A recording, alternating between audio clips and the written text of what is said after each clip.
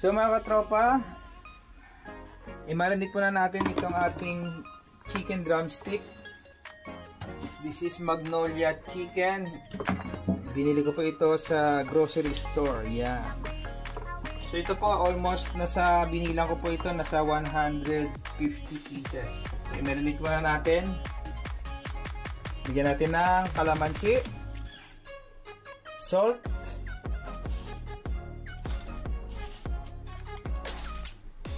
and black pepper.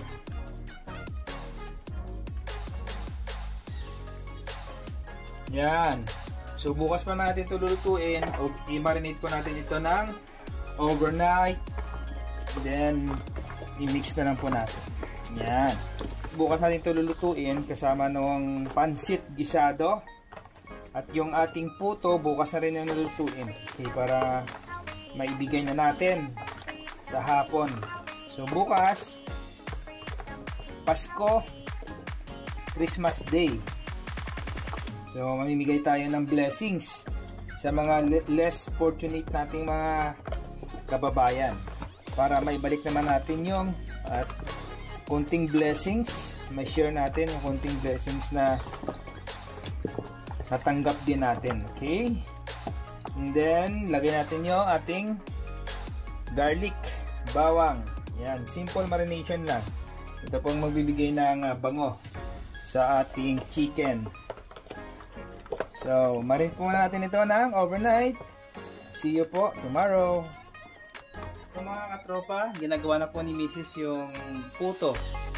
So, ngayon, tayo ipiprepare naman natin yung ating manok na marinate na po natin yun kagabi. Ngayon, ito na po yung ating manok. Yan. So, yung gagawin natin dyan, ipi-breadings na lang po natin yan and then, piprituhin and then, after po natin ito maluto, isunod na po natin yung ating pansit gisado. Yan. Okay. Ipi-breadings na natin to. Maglagay natin ng itlog. Yan.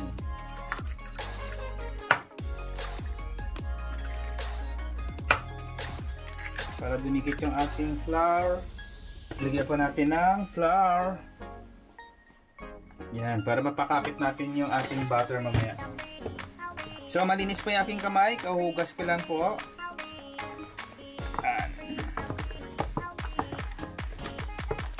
So, ito guys, nasa 150 pieces po ito na puro chicken legs, Magnolia po. Chicken legs yung ginamit natin. Namarinate po natin ito overnight sa kalamansi, salt, and pepper. So mga katropa, I think ito okay na po ito. Yan. So okay lang, ganito po yung pagpapakapit natin sa ating primary butter. Itlog lang, tsaka harina. Ang purpose po nun para dumikit po yung ating pinaka powdered breadings. So after natin ito na mahalo ng maganda, i-prepare na po natin yung ating breadings. Okay. Simple breadings na po yung gagawin natin. 50-50 lang po yung gagawin natin. Flour. Yan. And then cornstarch.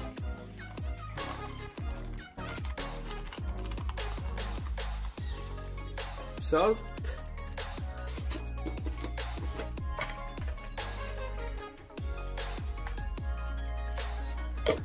Black ground pepper.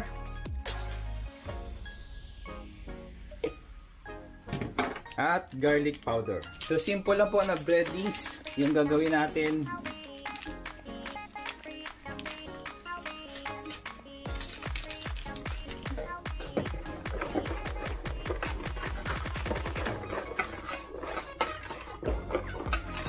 So mga katropa, dito po tayo nagluto sa garahe kasi medyo masikip po yung kusina ko. Maliit na po kasi kusina ko. Kaya dito po tayo mag-prepare ng ating mga lulutuin. So ito na po yung ating chicken. Mainit na po yung ating mantika. So kukuha na lang po tayo dito ng manok. And then ito na po yung nagawa nating breadings. Yan. So ilagay lang po natin dito at i-fry na po natin. Make sure po na mainit po yung mantika.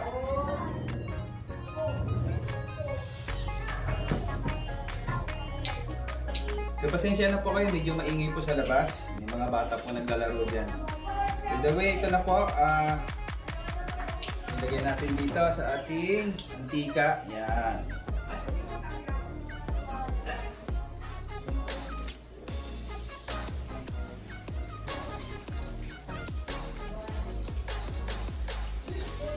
So pag nag-fried po kayo, kailangan hindi po masyadong crowded yung inyong manok. Huwag yung masyadong damihan para madali po siyang maluto. At the same time, mas maganda po yung crispy ng kanyang balat. Yan, okay na po yan. So dito naman sa kabila, mainit na po yung mantika. Ilagay na po natin itong ating chicken. Yan.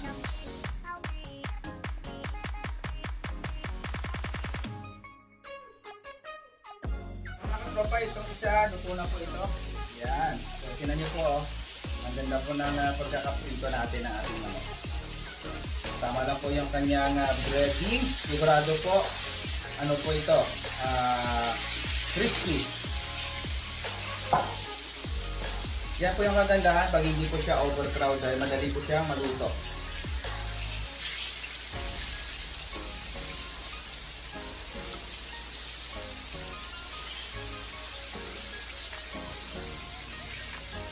Before po magsalang kayo ng panibagong batch, tanggalin nyo po yung mga lata. So ito po, i-reserve natin ito dahil tuturuan po kayo gumawa ng masarap na gravy. Ang tawag po dito is crackling. Mayroon na po akong video na ginawa dito sa aking YouTube channel na almost mag 1 million na po ang views.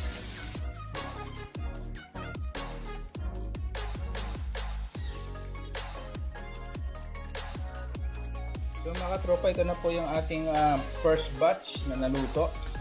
Yan. So, tingnan nyo po, ang ganda po ng pagkaka golden brown niya. So, ito na po yung kabila, kunin naman po natin. So i-drain po natin para matanggal po yung excess na mantika.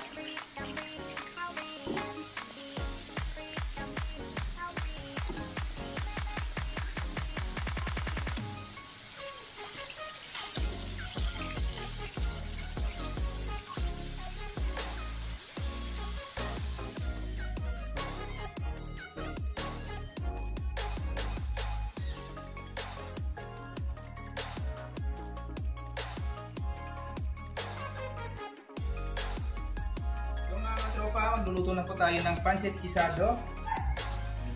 Oil. So yung gagamitin natin is chicken. Okay. So i-toast mo natin itong chicken. Yan.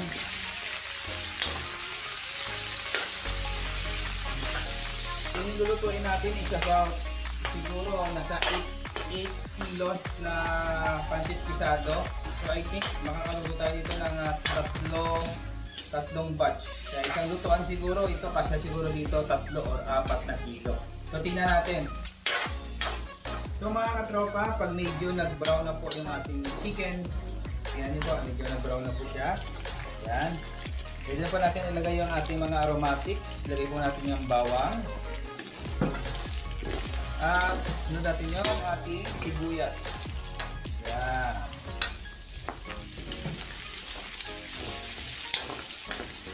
Hintayin natin po na mag-translution itong ating mga aromatics. Pag nagisa na po natin yung ating mga aromatics, lagay po natin ng toyo. Yan po yung magpapalasa sa kanya at mamibigay din po ng kulay. Yan.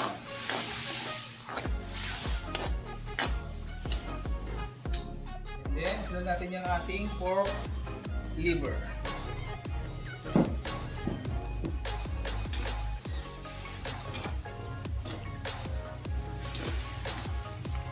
Lagyan na po natin yung ating oyster sauce. So kung gusto niyo po mapanood yung video kung paano gumawa po ng pancit guisado, mayroon na po akong video sa aking YouTube channel. And then, lagyan na po natin yung ating tubig. Okay, ito po, mainit. Yan. Kung mayroon po kayong soup stocks, mas maganda. Yan. So hintayin na lang po natin ito na kumulo, and then timplahan natin, saka ilagay natin yung ating mga noodles. So mga tropa, bago po siya kumulo, lagyan na po natin yung ating shrimp bouillon cube, pork bouillon cube. Yan. Mas magpadagdag po yan ng lasa. Okay? So hintayin po natin na kumulo itong ating sabaw, yung talagang pulong-pulo siya bago natin ilagay yung ating noodles para hindi po malamsa. Okay? So kailangan hindi po natin malata yung ating noodles at ganoon din po yung ating gulay. So mga tropa, ito kumulo na po yung ating sabaw. So before po natin ilagay yung ating mga ingredients, tikman po muna natin. Ito na po yung pinakalasa niyan, okay?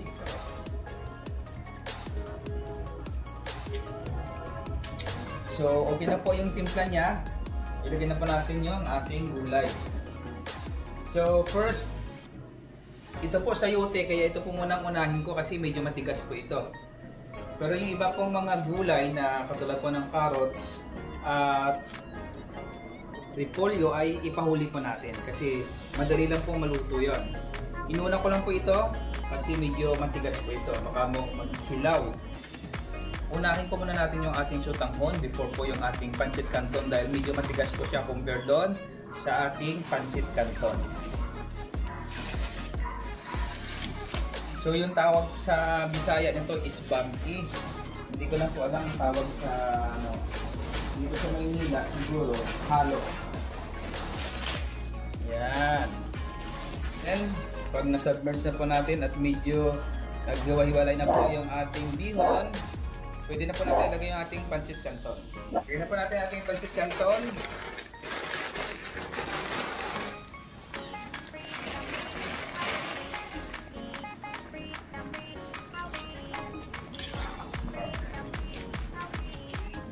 Carrots. Yan. At yung ating cabbage. Kung meron po yung celery, pwede na po natin i-garnish na lang mamaya.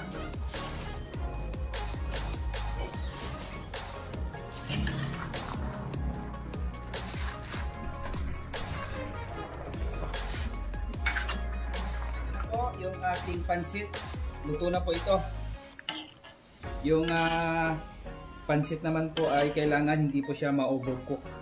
Pati yung gulay. Yan. Pwede po natin patayin ang apoy. Wala na po siyang tubig sa ilalim. Ayan. Wala na po yan. Tuyo na po yan. So, patayin na po natin yung ating apoy. Yung remaining po na init nitong ating kalan, yan pa po yung magluluto sa iba pa pong mga noodles na hindi pa po naluluto. Yan. Mag-garnish po tayo ng celery. Chopped celery. Yan. Finish na po yung ating pancit pisado. Magluluto po tayo ng isang batch pa. So mga katropa, ito na po yung 5 kilos na nauna nating niluto na pancit. So yan na po yung ating mga fried chicken. So magluluto pa po tayo ng pancit na second batch na nasa 5 kilos again. Okay? Luto na po yung pangalawang batch natin. Ito po yung another po 5 kilogram na bangki or pancit at bihon gisado. So all set na po tayo. Luto na rin po yung ating puto. Andun na rin po yung luto na rin po yung ating manok. So i-repack na lang natin to and then ibibigay na po natin.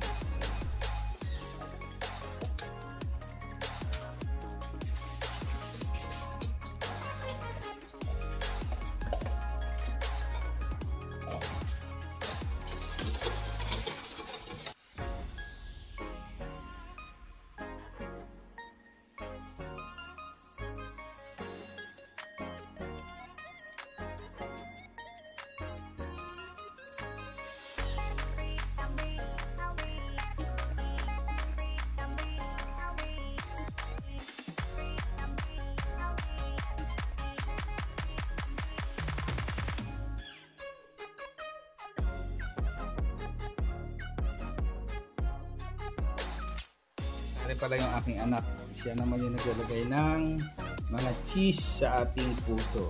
Yan. Nahiya daw siya. Nahiya yung aking anak si.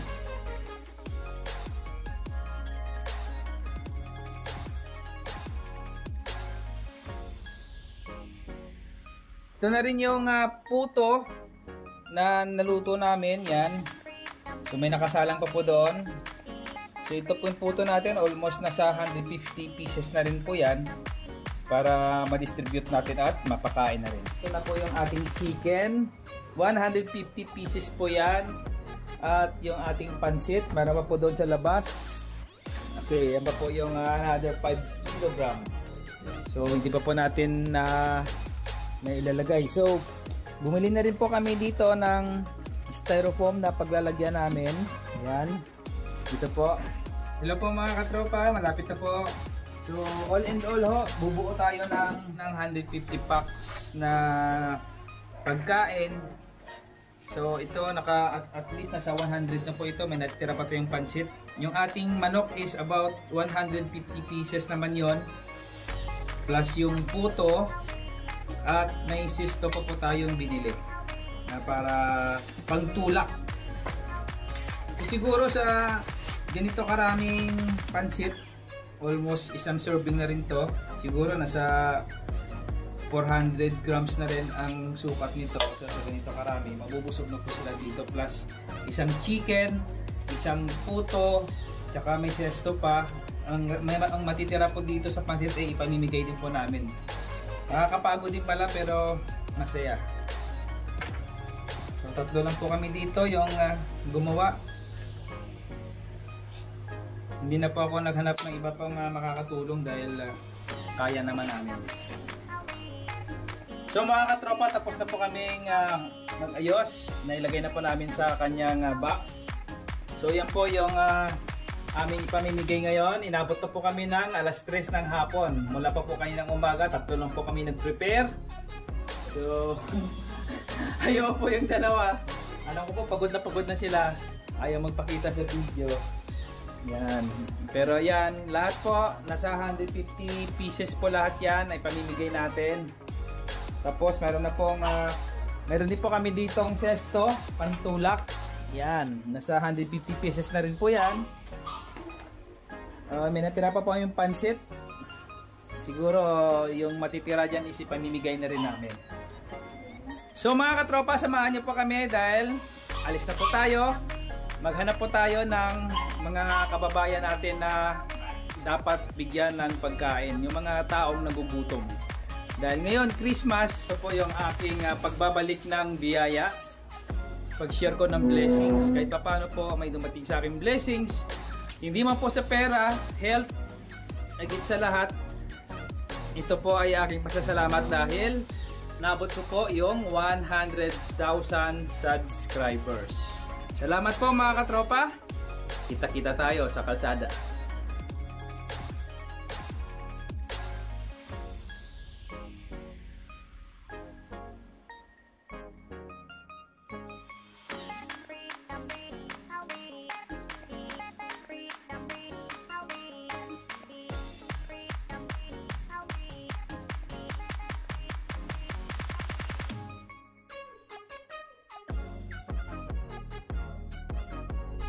Tropa, alis na po kami. Tatlo na po kami ni Mrs. at yung anak ko.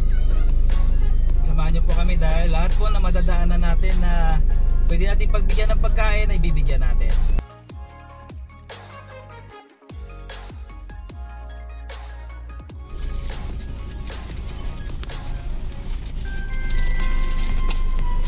Kuya,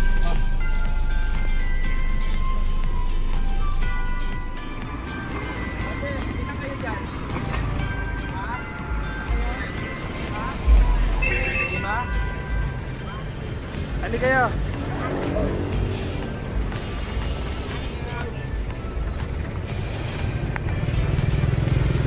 Lima kayo?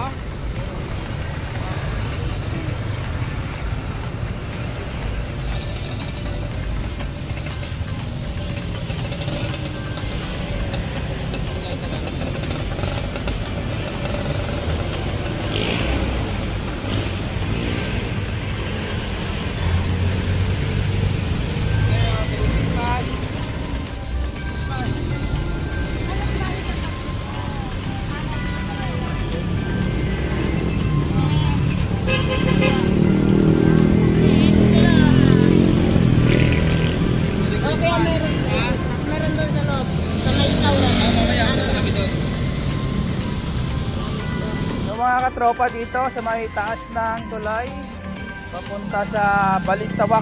Marami ditong mga dapat bigyan ng pagkain.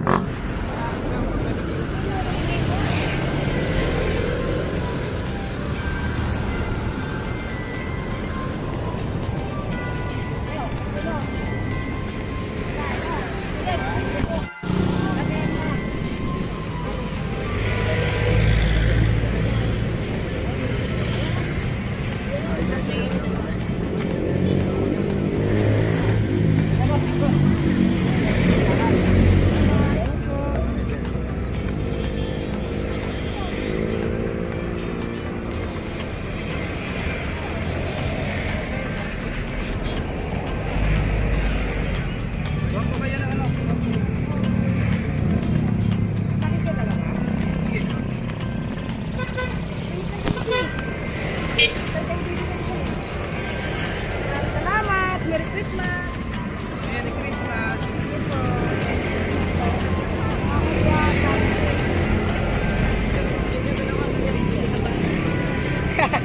Ay, abot ka sa akin. Thank you.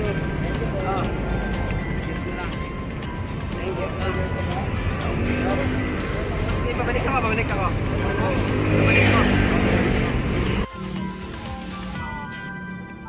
Merry Christmas Merry Christmas din po. Thank you. hati na kayo. Ayan.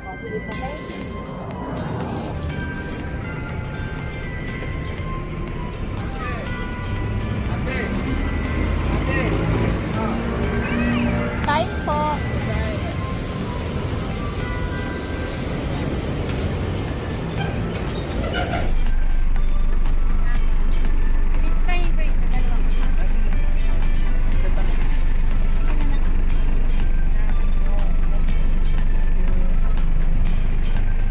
Nandito tayo ngayon sa post office.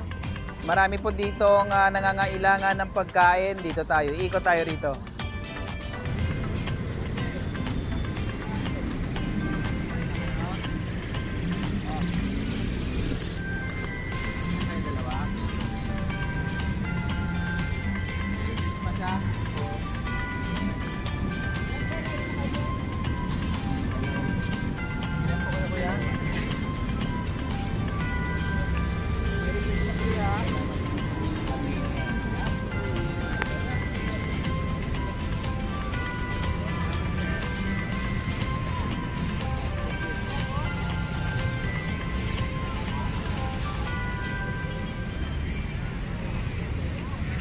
Huwag yung dumugin. Pila. Alam mo ako sa gamitin. Alam mo. Dalawang kasal.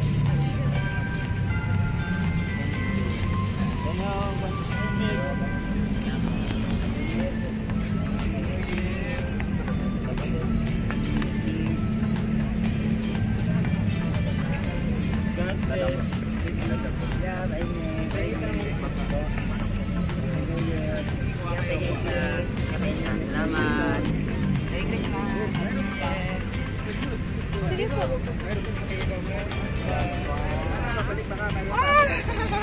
Wait lang. Balikan eh. Okay.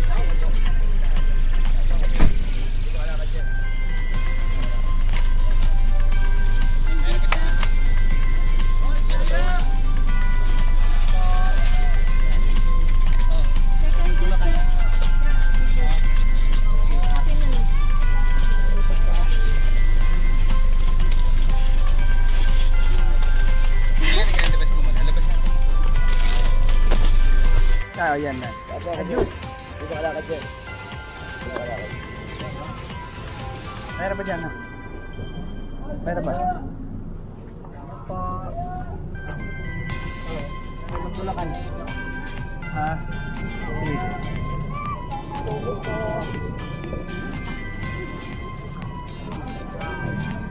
Teka, labas ko muna. Labas natin na.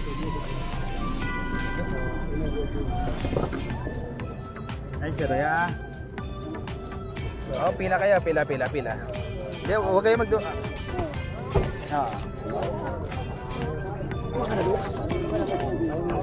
Sige, kuha kayo, te. Isa-isa lang ha, isa-isa lang. Okay, sa sila. Oh, isa-isa lang ha. Ah, Ay, no. Salamat po, ma'am. Happy New Year po. Sa kanya po.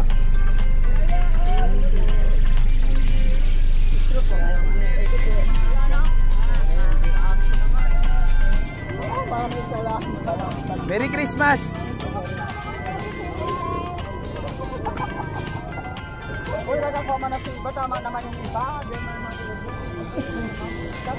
Isa-isa lang, parang yung iba makakain din.